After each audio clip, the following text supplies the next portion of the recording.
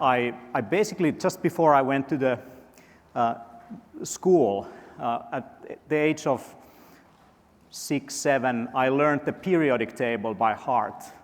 And my father was a chemist, my grandfather was a chemist, my grandmother, grandfather, they were pharmacists. So I had no time to waste. I went really deep into chemistry, and I was literally synthesizing molecules, to the point where my chemist teacher gave me the right to basically access the cabin where all those chemicals were kept in, and I was teaching with her students in that time in high school. And when I graduated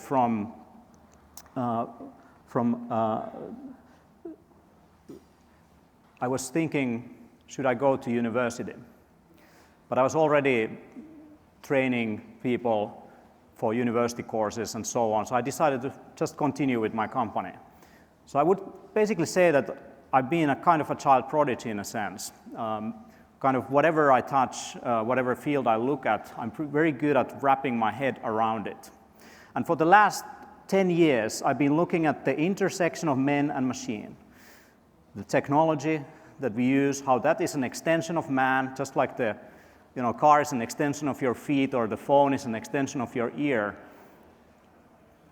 The computer network is an extension of the human nervous system. Now, if you take artificial intelligence is comparable to a microscope or a telescope in terms of the most major innovations of our lifetime that pushes science and technology forward. Now, what microscopes enable us is to see into the microcosmos. So we can see molecules, we can see DNA, we can understand what this universe is made out of. In a similar manner, when we use a telescope, we can study celestial objects, and that's how we discovered many of the elements in the periodic table. Now, what is artificial intelligence? Compared to these instruments of reductionism, it enables us to see into complexity that no human can. We are pattern recognizers, we see patterns, but this technology has the potential to see the complexity of the human organism at a level we have not been able to achieve with scientific, atomistic, reductionist tools. When a doctor is looking at health, they are looking at, they're trying to reduce your health into a single variable, like cholesterol value or blood sugar value. But health is more complex than that. It's an interconnected system. You have these biomarkers, they're all kind of interrelated to each other. There's compensatory mechanisms through which your body is trying to bring that system into balance. We call that homeostasis.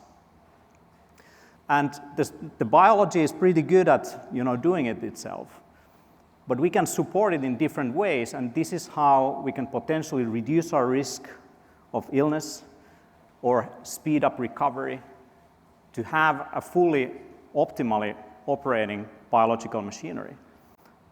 Now, we thought that when we broke down the human being into atoms, looking at the double helix and the DNA, we thought we now understand how life works.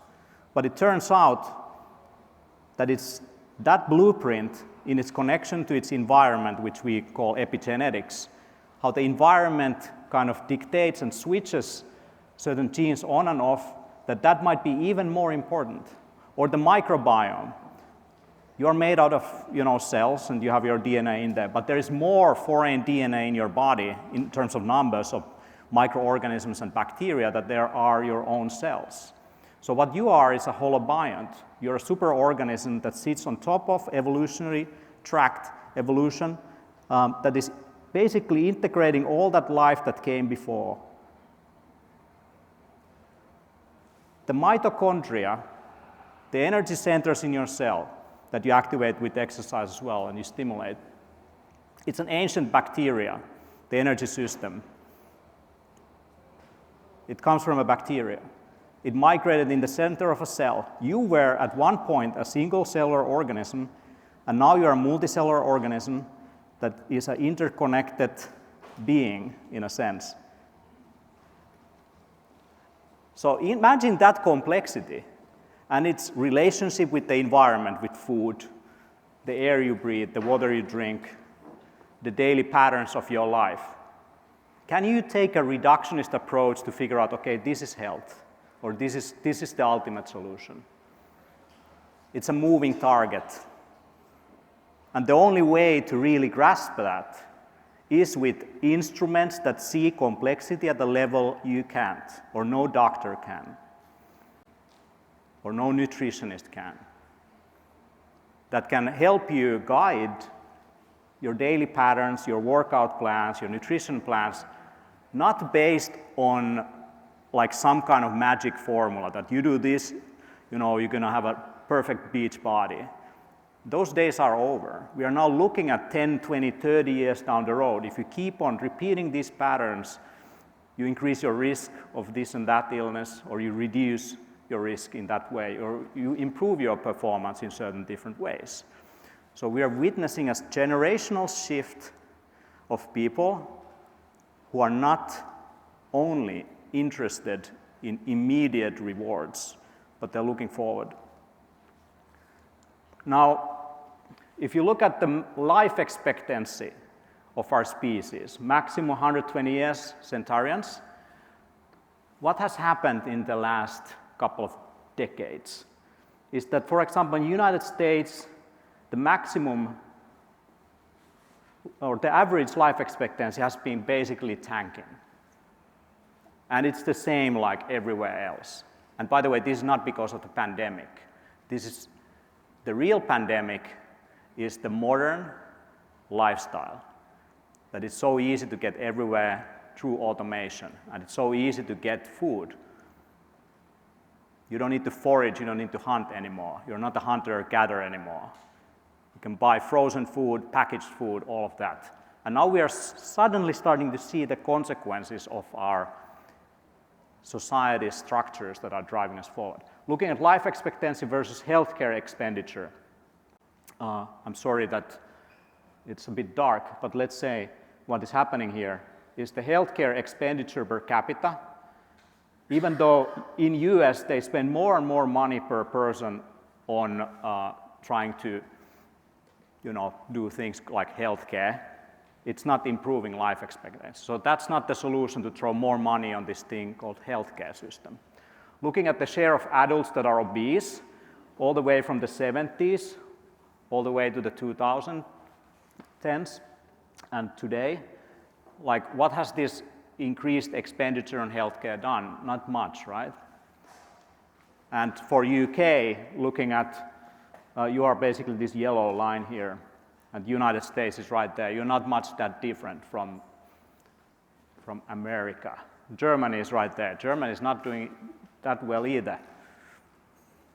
So this is the real epidemic, okay? And then when we look at the fact that we do live longer, so we have doubled life expectancy in industrial times from average 45 to 85 plus, okay, in Europe. The older you become, the more likely it is that you have more than one overlapping so-called degenerative disease. So how many conditions you want to have? The older you become, the more you have overlapping conditions. And by the way, when it comes to these degenerative diseases that break down the body, these that we see now, 27% of world population with multiple chronic conditions. The older you become, the more likely it is. Things like heart disease, respiratory disease, metabolic issues like diabetes, nervous system disorders, pain disorders. Behind that, what do we have? We have chronic low-level inflammation, chronic oxidative stress, and chronic, let's say, energy crisis on a cellular level. And all of these processes that lead or accelerate degenerative diseases, you can slow down with lifestyle changes. And this is why this industry is so important. But I know so many athletes who are seemingly fit and get diabetes. So there's something wrong in the way they train, in the way they understand the metabolism of the human body and food. Now, the opportunity in longevity and health optimization. If we look at healthcare expenditure, 0.65% of GDP in Europe. So that's about 6% of total healthcare costs, about 200 euros per person is spent on preventive healthcare. It's probably like a prostate scan, and that's about it. Managing chronic disease is set to cost 47 trillion worldwide by 2030, currently over 1 trillion in US. Now at the same time, the analysts, what they are seeing, Bank of America analysts say there is a generational shift in spending towards healthy habits that are driving growth in wellness-related stocks. Obviously, looking at the healthcare system, it has failed us to prevent degenerative diseases. But I do believe we are now in a point where it's possible. There was this statistics earlier on Global Wellness Institute. 6.3 trillion in 2023 was this global wellness economy.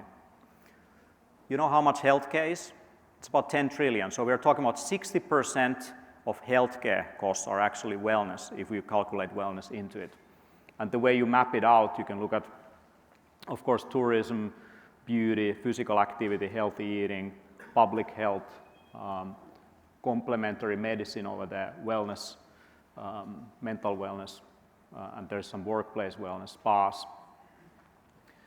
So compared to other industries, we got sports, 2.65 trillion, pharmaceuticals, 1.6 trillion, IT, 4.97, health expenditures, 10.6. Now, this segment is set to grow about 7% annual growth every year. But it's very interesting when you break it down, what is growing fastest. We see wellness tourism. Wellness tourism exploded after the pandemic. So it was around 30% growth rate. Like I've been organizing these kind of retreats where people come for ice baths and breath work and testing different technologies and all of that. They spend insane amount of money. I might have like 20 people in one thing. They spend 100,000 plus together in one weekend. So there is this growing segment of people who are at that age where they realize they're going to die. Maybe they've had already the symptoms. They have all the money, and they understand that even if I double my money, I'm still going to die. So even if you double your life expectancy, you won't be necessarily even able to spend all of that money. So they're ready to invest that. So this is one of the interesting statistics that in developing countries, the older you become, the more ready, and the younger also, in developed societies like UK or Finland, where I'm from, is that people are ready to optionally invest in their own health and well-being. That's why they buy gym memberships. That's why they want to buy organic food, all of that. So if Maslow's hierarchy of basic needs are met, self-expression, you start to think about genetic tests, nutrition tests, going to the gym, all of that. For our ancestors or someone living in the developing world, these things are in the end done, yeah, but it's not a matter of hedonism or lifestyle or looking good. It's a matter of survival. Now, the overview of the wellness economy, it's 4 times larger than Big Pharma. It represents 6% of global GDP. In terms of healthcare, it was 60% of total health expenditures globally. And when you look at the biohacking angle, what I'm talking about, optimizing human biology through tests, optimizing human performance through tests, testing, figuring out what is the bottleneck, understanding what might be the 20% that results in 80% of improvement in your case, taking genetics, taking nutrition testing, all of that. When people come to biohacking, they're first often interested in having more energy, maybe having better cognitive performance, better focus. But the older you become, the more interested you become in metabolic health, nervous system health, cardiovascular health, preventive healthcare.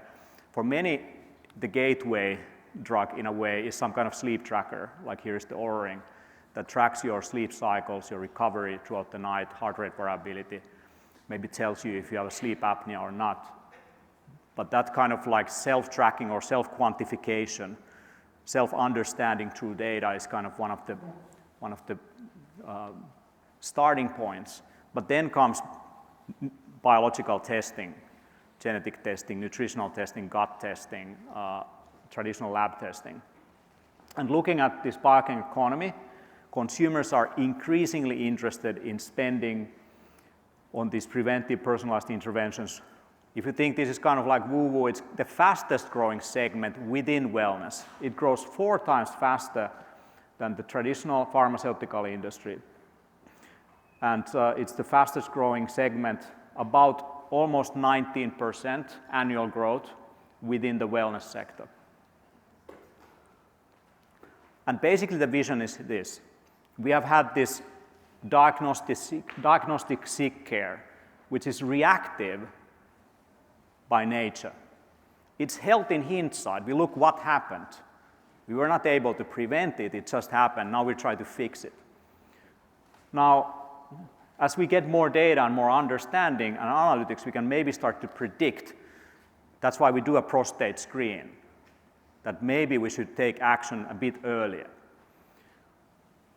That's health insight that we gain from that. And that's all about lifespan optimization, that you don't die prematurely to cancer or something like this. But if on average, every single person, if we take this whole room, you're going to spend 20% of your life in suboptimal condition. Do you want that?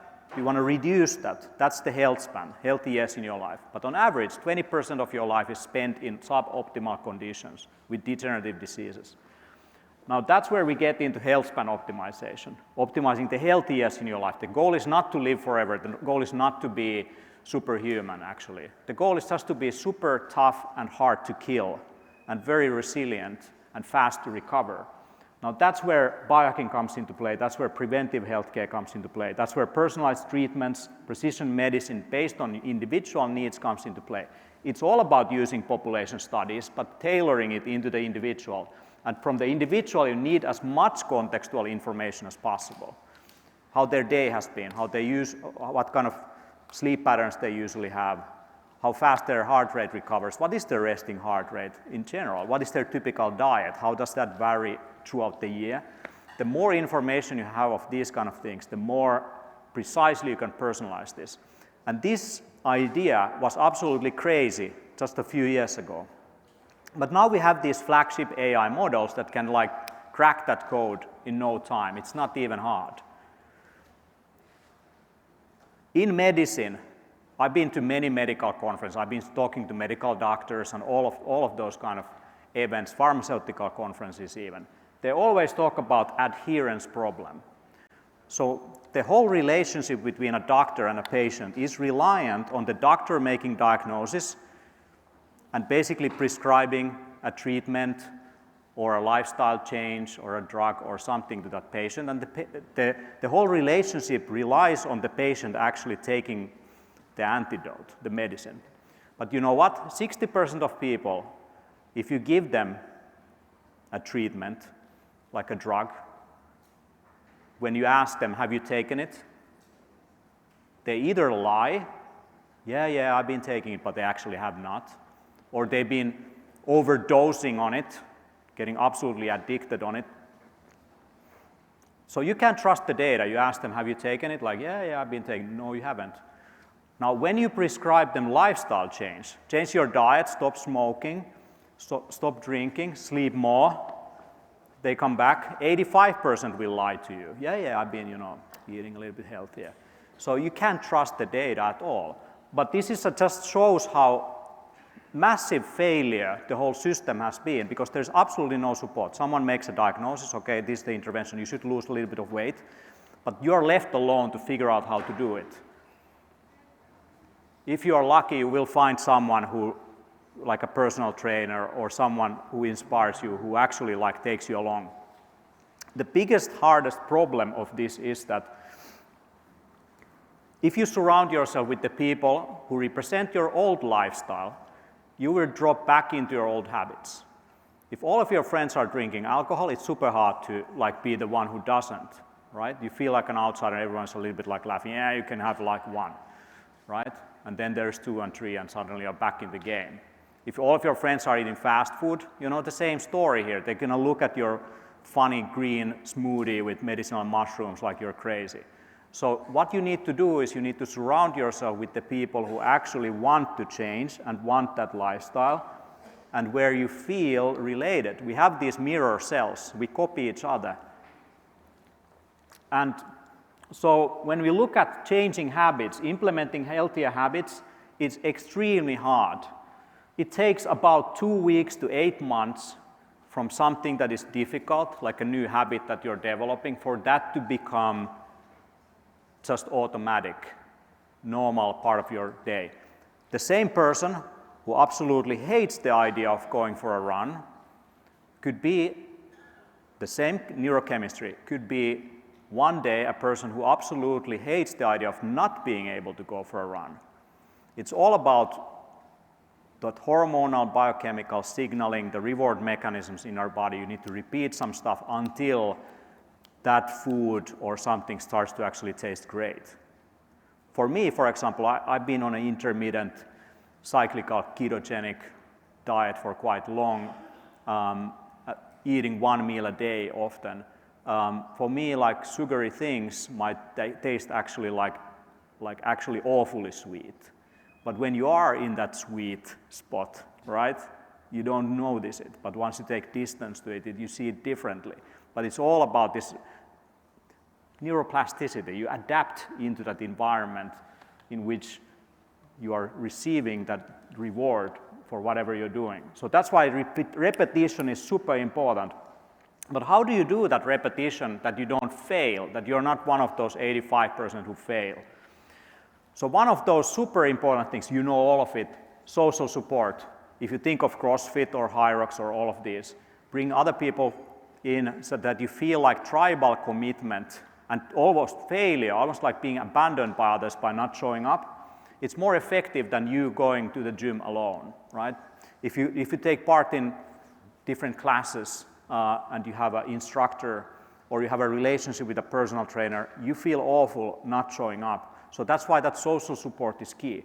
Now the second thing is self-tracking and self-reflection in a sense, that you become aware of that behavior.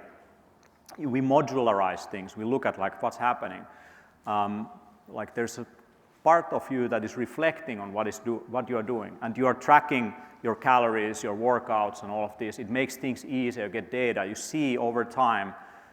Imagine like running 100 meters. If you never calculate the time, how do you know if you're improving? You kind of feel that something changed. But if you have something that you can rely on as a data point, you see a change. Now, I've been measuring my biology for over 10 years, and I'm in a better place than I was over 10 years ago, biologically. Of course, there's ups and downs, in a sense, but in a general sense, I'm in a better place than 10 years ago, even though I have like crazy amounts of responsibility, more travel and more all kinds of things than I had 10 years ago. 10 years ago, I got an ulcer. I got a stress-related illness of overworking myself. And now, like, I can coordinate and manage that environment. And that comes from, tracking and understanding over time how that biology is adapting. Now, small steps and consistency is really important to break things down. So many people want to get fit.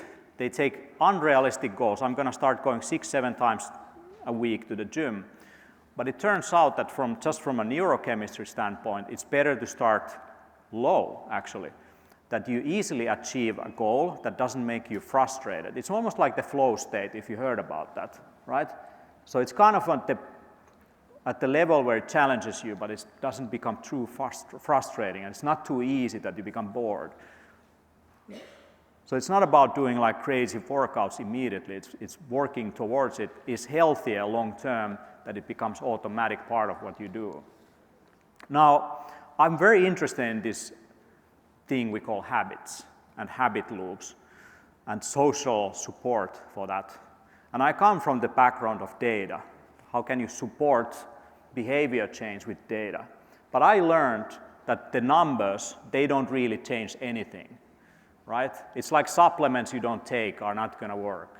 The same is with the data. If you don't act on the data, it's not going to change anything. So I built a free application called HoloHabits. It's like Instagram, but for healthier habits. It's about sharing that lifestyle. So if you are that crazy person who likes to do ice baths, or you're that crazy person who likes to go to the sauna, or you're that crazy I'm from Finland, that's not crazy there, by the way. We have more saunas than people. I have 2 saunas, by the way. But the thing is that if you are that person who drinks that like funny, mushroom coffee, other people might look at you're kind of weird. But if you find the others and you can share that lifestyle with them, let's say you do grounding or you put electrolytes in your water in the morning, sharing that lifestyle is key for having that community. And now you have kind of the CrossFit or Hyrox environment, but now it's digital. You're sharing this with other people. And then there's the biological data. You see your speed of aging. You see your biomarkers improving over time when you repeat these behaviors. And by the way, biomarkers are not only improved by drugs or supplements, but through lifestyle. If you want to, for example, improve your cardiovascular parameters, going to sauna at least a couple of times a week is an extremely good idea. It improves your blood sugar regulation, your cardiovascular parameters. It's like exercise mimetic. It has similar effects like moderate exercise. And if you think of your capillaries, if you put them in one line, it goes from here to moon. Now, how do you exercise that mileage? Through temperature. You increase temperature, so it expands the capillaries, or you produce nitric oxide, whatever way you do it. Or you put yourself into super cold temperatures, like an ice bath. You contract those capillaries. And this thing here improves arterial elasticity, reduces your risk of stroke, and improves your health span and likelihood of living a longer life. The smartest people I've met are those people who are in Finnish sauna society, going to sauna, ice, like every single day. They're like in the 80s, 90s. Sometimes it feels like I'm in a slowed down movie, but then those people don't have neurodegenerative diseases. Their brains are super sharp. They're not like senile at all. Now, data is important. And we have written many books with Dr. Olli Sovijärvi for the last 10 years. So my book, yesterday I learned that Zelensky was in a book fair in Kiev, and he was asked, like, what is your favorite book? And he said that the Biker's Handbook is great, it's cool. And now my book is like best-selling book in Ukraine. I can tell you a little story about that book. It was supposed to be published in 2022, but then the war started. And the printing of books in Ukraine, 80% of that happens in Kharkiv. And Kharkiv was under attack by Russia. And the publisher sent me a message and said that we're not able to print your book. We are printing like camouflage for tanks, and we need to kick this intruder out, and once we are done, we're going to print your book. And Kharkiv didn't fall. The book was released. And I'm very happy that Zelensky also, with his sleep issues, finds it useful. It has a sleep chapter, by the way. So this information, like online courses of learning healthy lifestyle, that's of course cool. But artificial intelligence can provide, basically it's going to replace the whole online learning industry. You don't need any more like online training stuff. Not necessarily even done by humans, but those will be done through AI in interaction with experts who are curating how that content is created. Now, personally, what we have done in this application, there's like 2 different levels of habit formation. One of them is that you find a celebrity with whom you do it. This is Siim Land. He's one of the slowest aging people in the world. In 1 year, he ages 0.65 years. he beat Brian Johnson, if you know this like millionaire guy who wants to look like his son. So this guy actually looks young and healthy, and he doesn't spend $2 million a year. He spends maybe a couple of hundred per month on his health. And one of the key things he says is VO2 max training. And this is where you guys come in. VO2 max is going to be much bigger than it has been up until now. Now then you can have your personal habits, or you can have your tribal habits. I do believe in this tribal element, that you have like 20, 30 people and you have kind of your own thing that you do. And that can be led by a health coach, right? So when you get into these journeys, let's say you do grounding, you show that to others. And that is actually the activity through which you mirror that behavior. One thing that social media teaches is that if you want to become healthy, you just become a healthy influencer. You don't need to be healthy at all. You just become a healthy influencer. You say, I'm a healthy influencer, I'm now into nutrition, and you start posting online.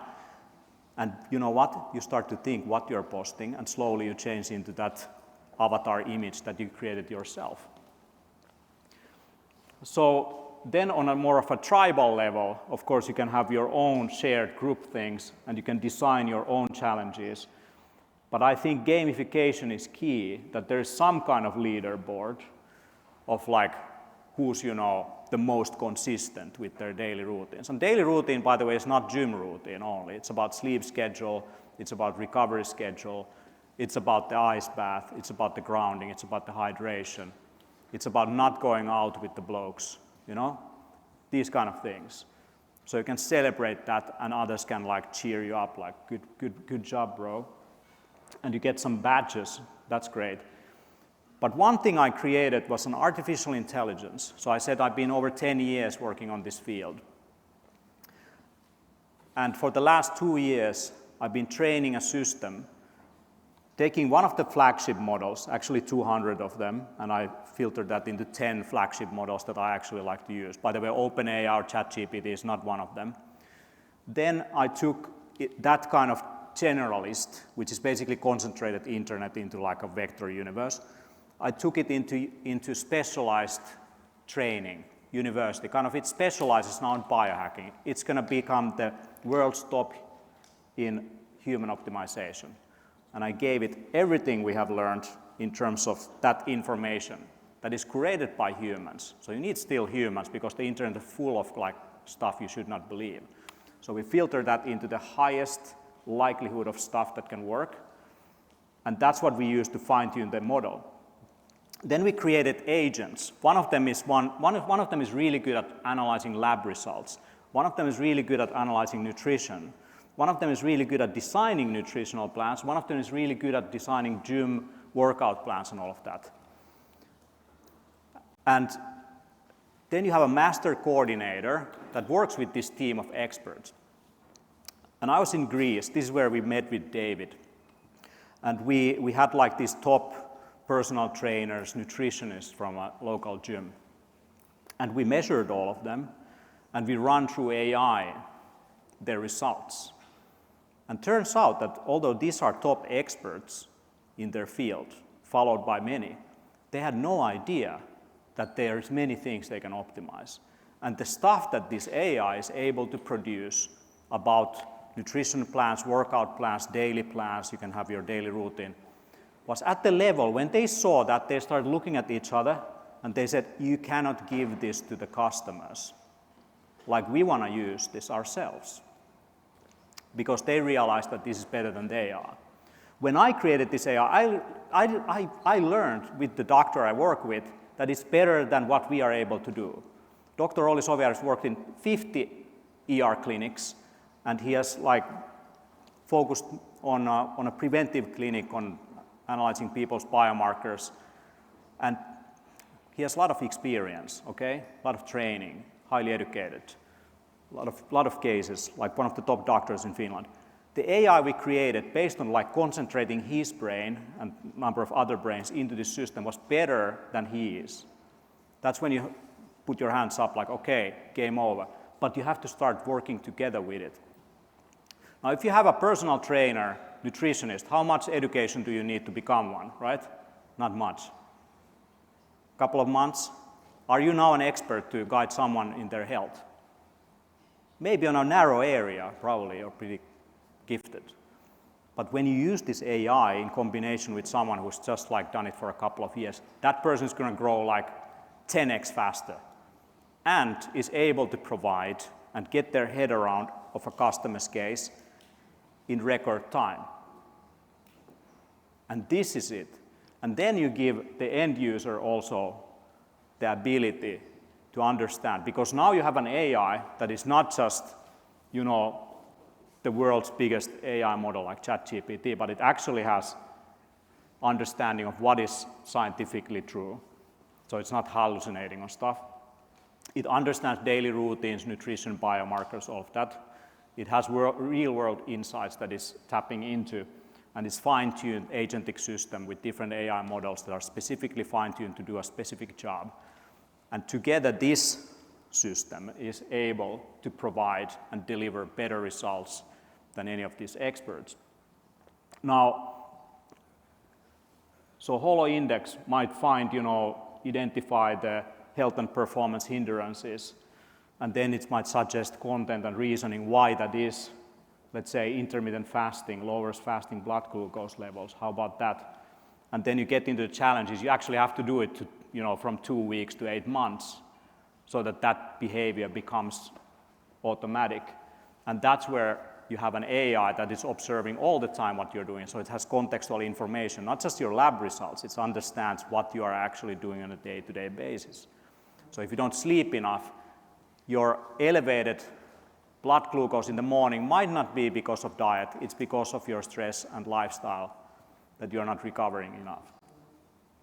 Now, I don't think traditional allopathic medicine lab biomarkers are the best ones here. You don't want to necessarily look at liver, kidney, or even cholesterol values, because those are markers that we use to seek illness.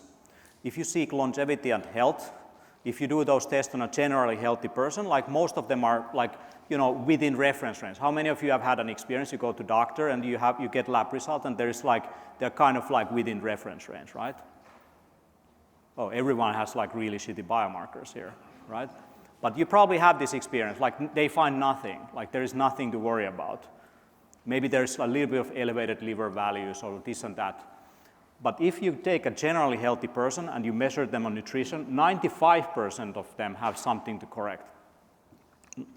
Now the interesting thing is that if you actually start optimizing them, like amino acid intakes or vitamins or minerals, it completely changes their recovery game or performance game or just general like how they feel. It's a drastic change, it's an obvious change in how they feel. Now, where you guys come in is when you combine this test-based human optimization with whatever you do in the gym. So you do the ergometric assessments, you do some body composition assessments, all of this, you do VO2 max training, and you combine that with genetic testing, nutritional assessment, and your goal is now not just fitness, it's vitality. Vitality to live long. I don't think people want to live forever. They just want to, have the energy to do the stuff that they love. They want to have the vitality. They want to die boots on. So I do believe that you play an important role when someone gets from the doctor's office and has an 85% failure rate on following instructions of changing their lifestyle, and you run them through a program. You increase the price. You find, the 10%, 5 to 10% of your customers who are ready to go through this. You charge them 10 times more. You make them more committed, let's say the 4 weeks. But I think you need more than that. I think you need a couple of months at least. You test them in the beginning. You run them through that. You test them again. If they haven't improved, you give their money back. You failed, not them. Only if they follow your instructions, right? If they don't follow what you say, they're not entitled to get their money back. Sounds good? Yeah. You reduce the churn, you increase the engagement, they go more than once a week to the gym, but you need a social support for that. of other people who are similar age group in a similar biological state, it's pretty intimidating to go to a CrossFit class and you feel like I'm a complete loser. So it's good to like surround yourself with people who are kind of at the same level, not in terms of physical raw power and output or stamina, but in terms of biology. Other people with cardiovascular disease, other people with blood sugar regulation or hypertension issues. And that's where the empathy comes into play. And maybe that is run and facilitated by someone who used to be a former, person who had high hypertension and now fixed it. Because we want to learn from the role models. Now, just to summarize, we have doubled our life expectancy. And by the way, medical treatments, it's interesting, hygiene and access to food was the key reason why we doubled life expectancy. The medical system has only contributed like maybe 10 years more into that, and maybe now, in some cases, even shortening it. The pharmaceutical industry, it's been a lifesaver. The first antibiotics, super important. Bacterial infections, all of that, like it's really a life-threatening thing. But it's come to its limits. We now understand from Blue Zones that, slow life, stress-free life, good dietary choice, moving every day, not sitting all day long, which is the tobacco of my generation. To be supported by a social network, not to feel alone when you're old. But now we are getting into precision medicine, rejuvenation, biohacking, epigenetic optimization, all cool stuff, right? But I think if you want to live a whole life, a complete life, it's something that is beyond you. It's not about you anymore. It's about leaving a legacy to your children, to the society, because I believe that healthy people build healthy societies. Look at your world leaders. Do they look like they are like super healthy and like fit for service? Take any country. I recommend checking Finnish president. He's pretty fit. He runs triathlons. But in general, most of our leaders are the sickest people leading, the sickest population. This is the reality. If you are interested, check out Whole Habits and check out my event. It's in 1 week, actually, 1 week from now. I think if you've never done anything spontaneous, come to HoloLife Summit. It's like over 1,500 people from over 60 countries who are like even more hardcore biohackers than I am. They are sharing how they do it. There's 100 sessions like that. It takes place in Estonia. It's like a direct flight from London. I recommend you coming. It's the best time to come. So if you've never done anything spontaneous, maybe this will be the healthiest thing you ever did. Okay, check it out. Thank you so much.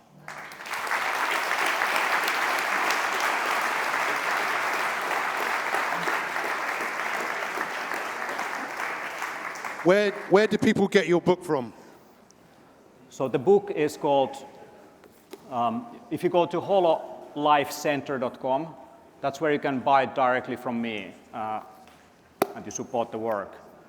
Next year, one of the largest publishers in the world from UK, John Murray, will publish our next book, which is The Optimized Human. But that's going to be like a paperback. If you want to get the stuff that has like thousands and thousands of meta-studies, like our books are usually more meta-studies than actual content, and there is some nice pictures, you can understand some things. Like this might be a good book. This book specifically is about starting from the single cell up to the whole organism, how to make you really tough to kill. It's about the resilience part. Thank you so much. Once again, can we please give it up for Teemu? Thank you so much. That was amazing. I look forward to doing some work with you for sure. All right, so we're coming to the end of our day, and there'll be food and there'll be drink. But I think it would be nice just to take a few moments and just think about, well, what are you taking away? What are you going to take away from today? I know, how many of you will be here next year? Yep, and how many of you know that when you're here next year, because of the DNA information that you've got and you've started to make some changes, that one of the things we're going to see is a better, fitter, healthier you. Is that a possibility? Yeah? Is that a commitment? Is that a decision? So why don't we just take a few moments? Why don't you just turn to the person next to you? What has been your biggest takeaway from what you've heard today? Please don't leave. Please don't get up. Just turn to the person next to you. What has been the one thing today that has really, really resonated with you?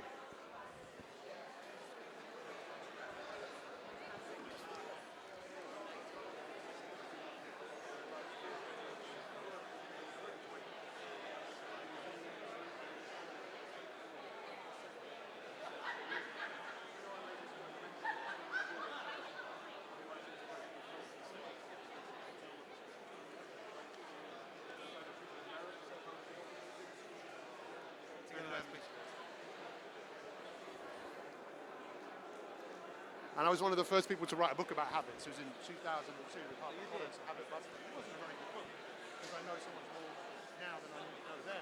I want to share with you some of the science that you maybe know already about the self. How so humans don't have empathy for a version of themselves in the future. And if they don't have empathy, they won't act for very long. I actually love what I love what you do. You're one of the most genuine people I've met in this field. So I'd love to come and see you in Estonia. It's fantastic. That's absolutely unpretentious. Yeah. Share what they know. Sure. So really people are meeting that. I would love to maybe at some point. I'm not sure I can come next week, but I'll look. But I would love to maybe get on Zoom sometime and share a few things. Yeah, I'd love to. Are we connected on like WhatsApp or something? No.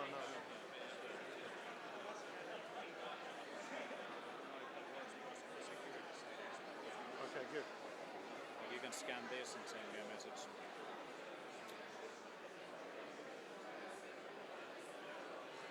I'd love to understand also. Okay, all right. Shh. I don't know about you. I think this has been pretty full on today. Would you not agree? It's been pretty full on. But I'm looking a lot of the time. And I know that British audience is sometimes quite a hard audience to show emotion. Would you not agree? But would you agree that we don't tend to be like, woo! We tend to be like, oh, hang on, I'm not going there, mate. I'm not showing you any emotion. But what I do detect is an excitement and an enthusiasm. But I also detect quite a bit of fear as well, just about moving into this space because it's a minefield, right? Would you not agree? But there is no better time, there has to be no better time in the history of our industry to be in it right now. It's just a fact. I'd love to know, just from a few of you, biggest takeaways. Please put your hand up if you want to share a takeaway from today. See, no one wants to go first, of course, because we're all self-conscious, that voice in your head going, oh, no, I don't want to I want to say something, I don't want to go first. But what happens if you did want to go first and your hand just involuntarily just went up in the air because there was something you wanted to say? Who is that person? That person's right at the back. So I'm going to run to the back here, just the last few moments. If I could ask you to shh, so we can actually hear what someone else has gotten from this experience today. What's your name? Please stand up. My name's Amy. I'm just going to... Thanks. Latest Amy. I'm actually just going to promote the business as well because Teemu has just set us up a really good one. So the biggest takeaway is how big the wellness industry is becoming within the fitness industry. But as Teemu mentioned, ice bath. So if anyone is looking for an ice bath, I'm your woman. There you go. Anyone else want to share a takeaway from today? Anybody else? Well, look, you're going to have lots of time. Shh. You're going to have a lot of time to network, enjoy the food, enjoy the company, enjoy the music. But I actually want to finish with the two Davids. Again, this is not, I'm putting you on the spot here, but I can do that, right? I want to know, what would you like the biggest takeaway to be? We're here next year. David, please stand up. Let's give David Minton a big round of applause, please. We're here. David, we're here next year. What would you like to see happen as a result of what happened today? Two things. On the collective, we should be, and to quote the previous Pope, we should be building bridges with all the suppliers, all the operators, all the people that work in the industry. We should be building bridges, not walls. That's the first thing. And the second thing is, I'm publicly speaking now about my own personal aging issue. And so I'm now actively involved in doing my T-score, doing my PSA score.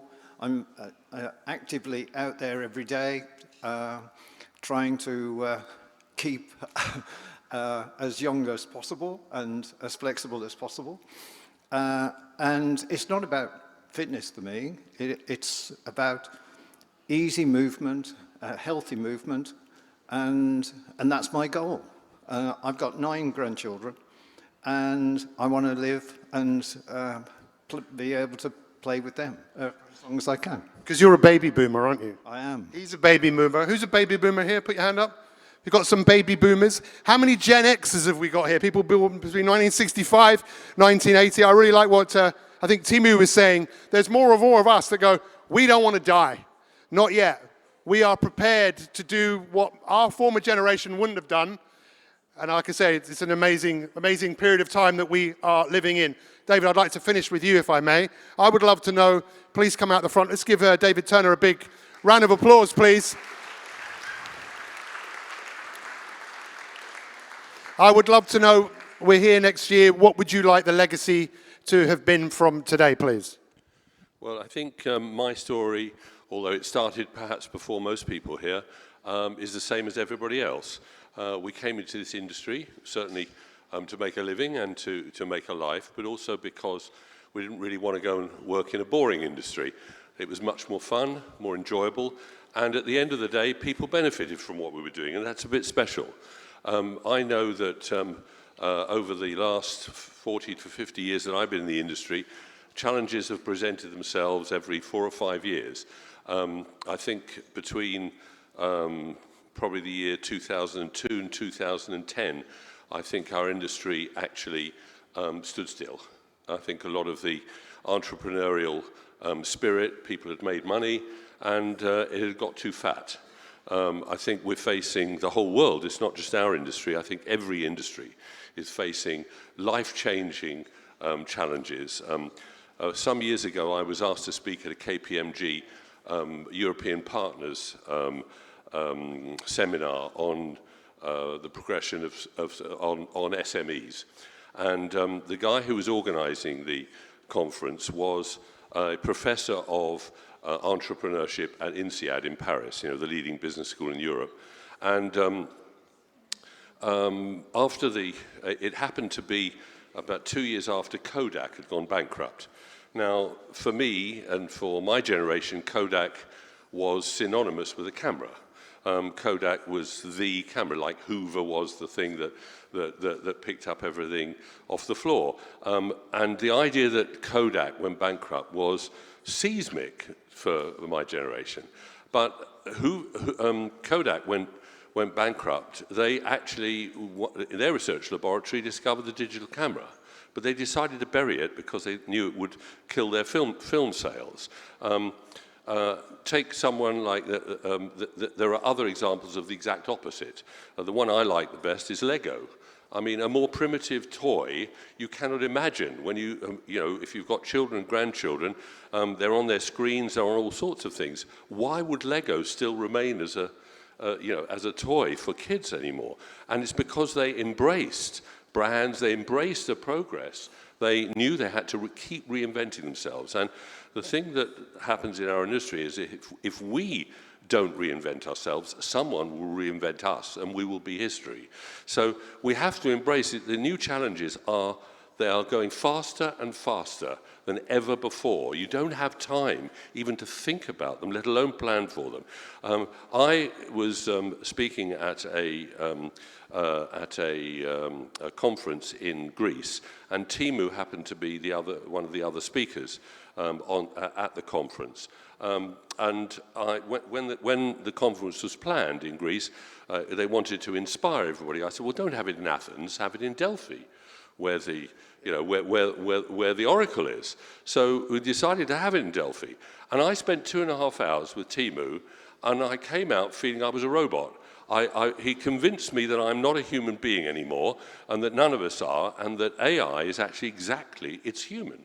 That it's the same, that we respond to stimuli. Correct me if I'm wrong, Teemu, this is the way you explained it to me, that AI is trained. It's trained by stimulus. You give it a stimulus and it responds to it. We're no different. That's what we do, you know. Okay, we're born with a certain DNA, and but we respond to that. It's moving very fast now.